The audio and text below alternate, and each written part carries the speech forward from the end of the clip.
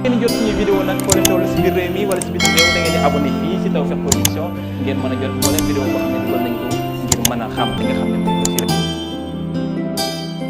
rek. Mbokk yi ku jàppul sa sàcc rek daf laa ne waa mi naan électricité générale agsi nañ yow mi bëgg nag kaaraange moo xam sa bureau sa kër sa place wala say tool gaawal gaaw seet si ñi le ñoom nag da nga mën a doxee sa soxla de te dara du la umpaseel say jumtuwaay dañ lay connecté lii di caméra yi ak sa téléphone ngir nag fépp foo mën di nekk nga am surveillance bu mat si sa liggéey ku ci bëgg lu leer nag wooteel gaaw ci numéro téléphone bi. mbokk yi beneen mbir am na ci li nga xam te moom moo soxal wàllum lu jëm ci salon de massage yi ba tey ci mbir moomu lay demaat état bi nag moo war a jug réguler ko waaye tamit état boo xam ne moom mooy joxe carte ñi ku caga bu ñu jàpp guddi sax prostitué boo wanee carte mu leer na da nga am carte ministre de l'Intérieur jox la ko yow tu es libre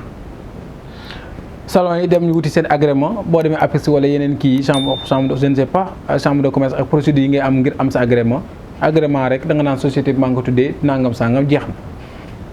te lay am ci biir duñ ko vérifier salon de massage yu ci bëri ce sont des prostituées déguisées yu ci bëri ay prostituées déguisées lañ te loolu état daf ko war a régulariser moo tax les kinésithérapeutes doivent porter plainte d'ailleurs sax am na ci may dégg ñu ne porter nañ plainte parce que dañuy def usurpation de fonction liggéey bi nga xamante moom la ñu jàng ay at gëstu ci am ci xam-xam war ko exercer ñeneen ñëw di ko mbubboo massage bind seen message massage neex nangam sangam rangam nga ñëw fa góor gu ne futti mu ne dung jigéen am na ñoo xam sax body la ñuy wax corps ak corps ñu futti ko ñoom it di la massé réew mi nañ ko waaye nañ réew mu Cheikh Amadou Bamba tëdd El Hadji Malick Sy tëdd fi maam Baye Niass tëdd fi maam limaamu Seydina Limaamu Laahi tëdd fi sallallahu alayhi wa sallam maam Boukounta Ndiassane tëdd fi Seydina Omar Foutiyou Tall njabootam nekk fi wax dëgg fa yàlla nag réew mi dafa war a nag sell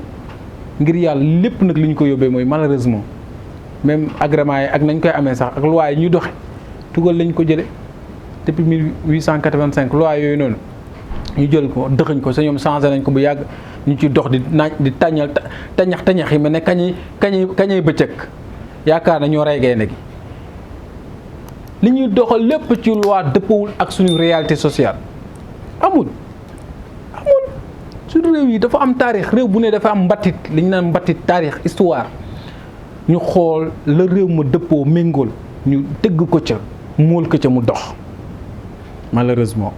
boo waxee démocratie pays nangam sangam saa yi dégg naa sax waa Nations Unies que ne bon nangam sangam pays ay xeex LGBT yi dañ leen di xañ yenn nangam yenn convention yi nangam sangam parce que c'est eux qui gouvernent le monde jël suñu loi yi importé ko indi te dëkk lu ne waxee ubbi lu ne lañ fi ubbi lu ne am salon yooyu feeñ rek am na yeneen yu fi ne réew mi buñ bëggee mu jag développé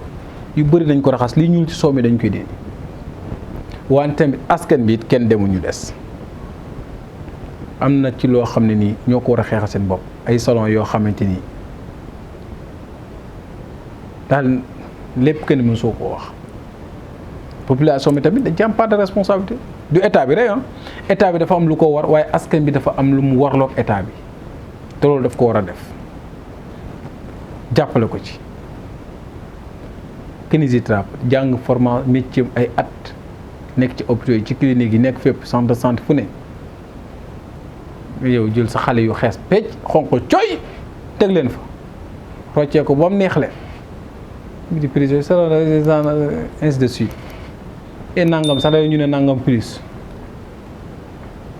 nga dem fa ñu weer la yàq la moo tax données personnelles yi war nañu xoolaat bu baax a baax l'utilisation des réseaux sociaux parce que lu bëri moo koy amplifier il est temps ñu defaral réew mi jikko yaa ngi nax saay di yàqu réew mi fi mu jëm baaxul te jot na ku dem ba fi ngay dem xamoo ko da ngay dellu fa nga jóge woon loolu moo am solo wasalaam.